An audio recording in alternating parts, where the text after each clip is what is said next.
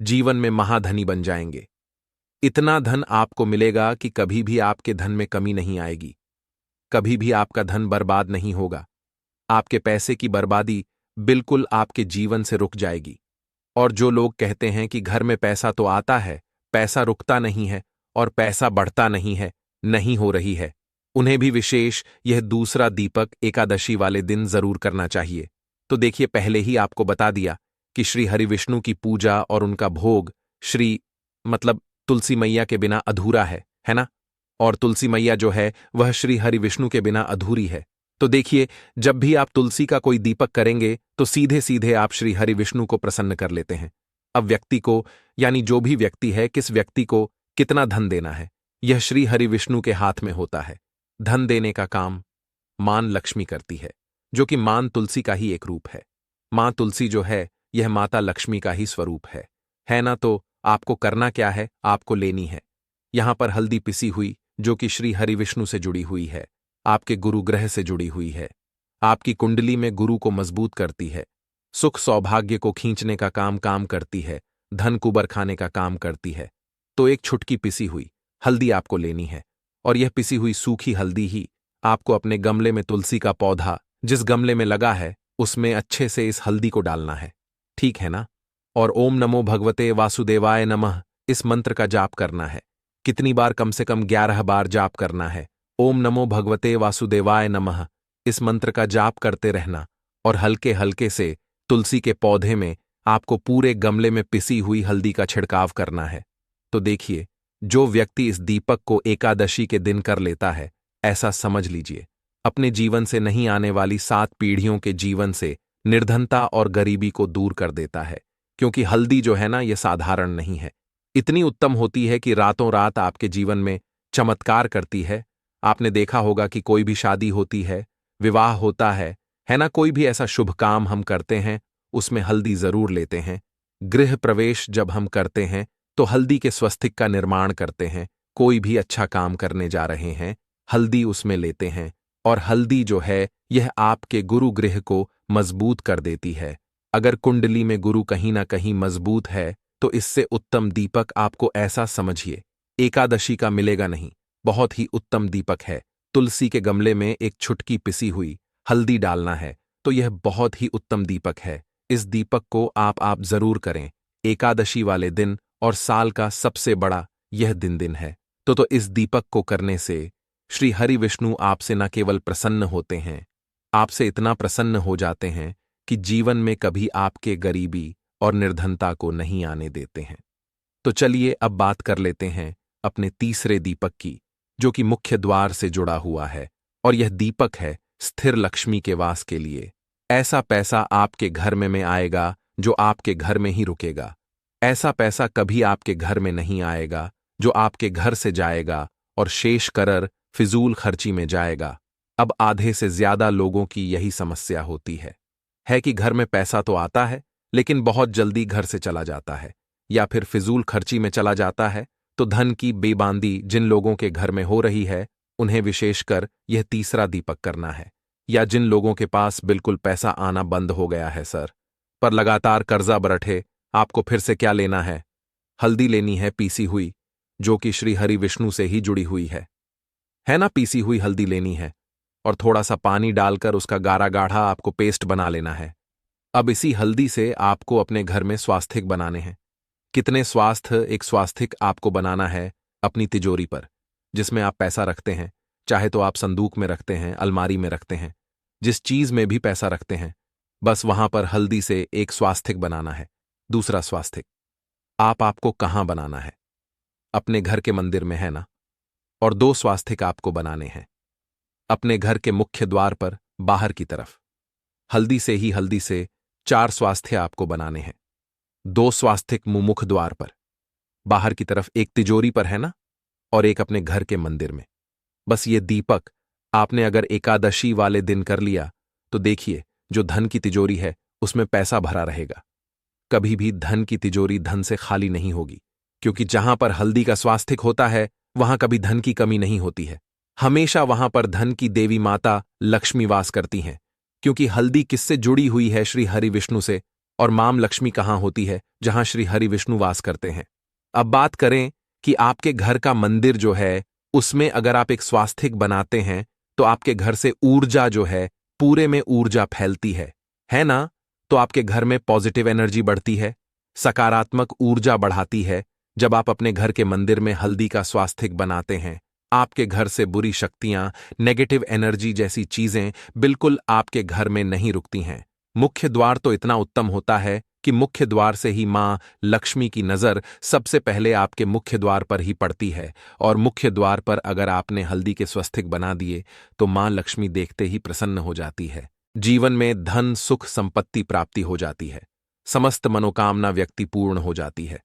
और दोस्तों, साथ ही साथ अब बात करें आपको उस दिन, मतलब यह जो एकादशी के दिन है, इस दिन आपको एक उपाय तो जरूर करना है। गाय का उपाय बताने से पहले एक उपाय आपको बता दें, इस उपाय को जरूर दूर करें। क्या करें कि शाम के समय पीपल के पेड़ के नीचे आपको सरसों का चौमुखी दीपक, आटे का दीपक बनाना है। चौमुखी, उसमें आपको कलावे बां लगाकर सरसों के तेल दीपक जला देना है, और बीच में 2 साबुत फूल वाले लौंग भी डाल दें। फिर देखिए कैसे चमत्कार आपके जीवन में होता है। शाम के समय जलाकर उसे छोड़े, मनोकामना मांगकर। दोस्तों, 11 दिनों के आप वह मनोकामना पूर्ण ना हो जाए तो हमें बता देना। बहुत ही प्रभावशाली उपाय बताया मैंने आपको, बहुत ही दुर्लभ से दुर्लभ है। इस बार नए वर्ष के उपाय को जरूर करें, यह उपाय जो है बहुत ही आपको लाभ देगा। और अब बात करें गाय से जुड़े कौन कौन से उपाय आपको इस दिन, मतलब गाय से जुड़े उपाय जिन्हें करने से व्यक्ति को 7 पीढ़ियों तक बैंक बैलेंस कमी नहीं होती, दुख, दर्द, संकट, कष्ट दूर हो जाते हैं और सभी सुख व्यक्ति के कदमों में आ जाते हैं। कदम चूमती है सभी सुख, और घर में धन के भंडार सदैव भरे रहते हैं, कोई कमी नहीं होती। किसी तरह कौन कौन से उपाय ध्यान से सुनना, जिस तरह बताएं उसी तरह इन उपायों को आपको करना है। तो चलिए शुरू करते हैं। कौन कौन से गाय से जुड़े उपाय हैं? प्रभावशाली चमत्कारिक उपाय है जो कि आप किस्मत को चमका देंगे। एकादशी से आपको लाभ शुरू करते हैं। दोस्तों, सनातन परंपरा में गाय, गंगा और गायत्री का बहुत ज्यादा धार्मिक महत्व है। मान्यता है कि गौ माता के शरीर पर 3 कोटि देवी देवताओं का वास होता है। गौ माता पूजा करने वाले जातक पर इन सभी देवी देवताओं कृपा बरसती है। गौ सेवा से न सिर्फ इस जन्म के बल्कि पूर्व के भी दोष दूर हो जाते हैं। गाय से हासिल पंचगव्य का उपयोग जरूर शामिल करें, क्योंकि पंचगव्य के बिना कोई भी पूजा पाठ और हवन सफल नहीं होता। या दोस्तों, गौ कृपा पाने के लिए प्रतिदिन, सप्ताह अथवा महीने में परिवार समेत एक बार गौशाला जाने का नियम जरूर बनाएं और वहां गायों को हरा चारा जरूर खिलाएं। इससे आपको शुभ फलों प्राप्ति होगी, और साथ ही साथ गौ सेवा और गौ पूजा से 9 ग्रह शांत हो जाते हैं और इनसे जुड़े दोषों का निदान हो जाता है। गर्मियों में गौ माता को पानी पिलाएं और सर्दी में गौ माता को गुड़ जरूर खिलाएं। ध्यान रखें कि गर्मियों में गाय को गुजिया। अनेक देवी देवता को अपने ने शरीर पर धारण करने वाली गौ माता से जुड़े कई शुभ और अशुभ संकेत भी होते हैं। मसलन, गाय का दूध दहते समय यदि गाय ठोकर मार दें और सारा दूध बिखर जाए तो अब शगुन होता है। यदि कोई यात्रा पर निकल रहा हो और गाय अपने बछड़े को दूध पिलाती सामने आ जाए तो निश्चित रूप से जिस यात्रा के लिए आप निकले हैं वह यात्रा आप जरूर ही सफल होगी, और वह जिसके लिए आप निकले हैं वह जरूर ही पूर्ण होगा। यात्रा पर जाते समय बाईं ओर गाय आवाज आना और रात्रि में गाय हंकार करना भी शुभ होता है। दोस्तों, साथ ही साथ गाय के साथ आप भूल कर भी दुराचार ना करें, अन्यथा मिलता है घोर पाप और जीवन परेशानियां बनी रहती हैं। जी हां दोस्तों, गाय को राष्ट्रीय पशु बनाए जाने और इन्हें मौलिक अधिकार दिए जाने बात हो रही है तो सवाल उठता है, गाय संस्कृति का अहम हिस्सा है, तब भी गाय के साथ लोग खराब व्यवहार कैसे कर लेते? गाय दर दर भटकती रहती है, भरपेट इन्हें चारा तक लोग नहीं देते।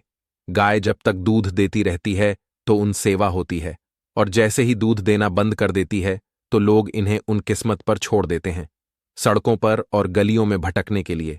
ऐसे में गोवंश जीवों को कोई डंडे मारता है तो कोई पानी डाल देता है, कभी वाहनों चपेट में आ जाती है तो कभी बीमार होकर बेचारी यह गाय दम तोड़ देती है। ऐसे में जरूरत है इन बातों को जानने, गाय को लेकर शास्त्रों में क्या कहा गया है, गाय के साथ आपको कैसा व्यवहार करना चाहिए। दोस्तों, गाय को कभी भी मारना पीटना नहीं चाहिए। शास्त्रों में गाय को माता का दर्जा दिया गया है। गाय को मारने वाला माता को मारने पीटने वाले के समान पाप का भागीदार समझा जाता है। नरक लोक में वर्षों तक कष्ट भोगना पड़ता है। अगले जन्म पशु योनि में मिलता है। कथा है कि गौतम मुनि ने गलती से गाय को डंडा मार दिया था, जिससे गाय मृत्यु हो गई थी और इस पाप से मुक्ति के लिए इन्हें वर्षों तक तपस्या करनी पड़ी।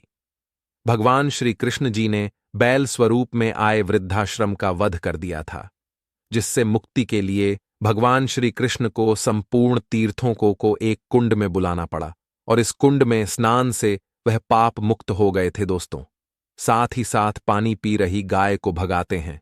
वे घोर पाप के भागी बनकर नरक भोगते हैं, ऐसा पुराणों में बताया गया है। जबकि जो लोग गाय के लिए प्याऊ और चार बनवाते वह माह भाग्यवान होते हैं। ऐसे लोग घोर पाप से मुक्त होकर स्वर्ग पा जाते हैं और बड़े ही धनवान कुल में जन्म लेकर सुख भोगते हैं। और साथ ही साथ आराम कर रही गाय को कष्ट देकर कभी भी उठाना नहीं चाहिए। कहते हैं कि जिस स्थान पर गाय बैठी है वहां से नकारात्मक ऊर्जा खत्म हो जाती है। गाय के बैठने जगह को जो लोग नियमित साफ रखते हैं वह जन्म में किए गए जाने अनजाने में पापों से मुक्ति हो जाती है और गोलो लोक में थान पाते हैं। गाय को डंडा मारकर उठाना, पानी डालकर उठाने से मनुष्य पाप का भागी बनता है और अगले जन्म में उसे दर दर भटकना पड़ता है। और साथ ही साथ शास्त्रों में बताया गया है कि गाय का दूध उसके बछड़े के लिए होता है। गाय के बछड़े से बचा हुआ दूध ही मनुष्य को लेना चाहिए, परंतु कुछ लोग एक बार गाय को दूध लेने बाद फिर से बछड़े के लिए बचा हुआ दूध भी धो लेते हैं। ऐसा करना घोर पाप कहाँ जाता है। ऐसे दूध को धोने वाला और ग्रहण करने वाला दोनों ही पाप के भागी बन जाते हैं। दोस्तों, साथ ही साथ शास्त्रों में कहा गया है कि गोवंश मतलब गाय और बैल के पीठ पर नहीं बैठना चाहिए।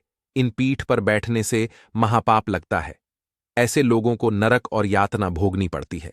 एकमात्र देव के अंश के उत्पन्न नंदी ही गोवंश है, जिस पर स्वयं महादेव और महादेवी सवारी करती हैं, क्योंकि नंदी ने स्वयं अपनी इच्छा से महादेवी सवारी बनना स्वीकार किया था। और साथ ही साथ शास्त्रों में गाय के दान को बहुत ही महत्व दिया गया है। परंतु ऐसे गाय का दान कभी नहीं करना चाहिए जो बूढ़ी और बीमार हो। कठोपनिषद में नचिकेता कथा भी इस संदर्भ में है कि जिस नचिकेता ने पिता द्वारा बूढ़ी गाय को दान करने पर आपत्ति जताई थी। दूध देने वाली और बछड़े सहित जो लोग का दान करते हैं वह महान पुण्य को हासिल करके स्वर्ग में स्थान पाते हैं। दोस्तों, साथ ही साथ सूर्य चंद्र मंगल शुक्र युक्ति राहु से हो तो मार्गशीर्ष दोष होता है।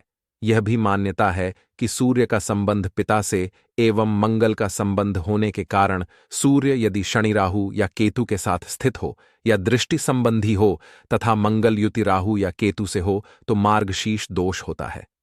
इस दोष से जीवन संघर्ष मम बन जाता है।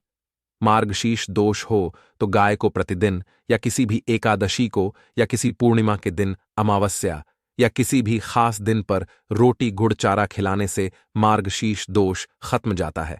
साथ ही साथ गाय पीठ पर जो कूबड़ बना होता है वह बृहस्पति गुरु है। अतः जन्मपत्री में यदि बृहस्पति अपनी नीच राशि मकर में हो या अशुभ शिवलिंग में जा रहे हो और सामने से गौमाता आती हुई दिखाई दे तो गौमाता को अपनी दाहिनी ओर से जाने देना चाहिए।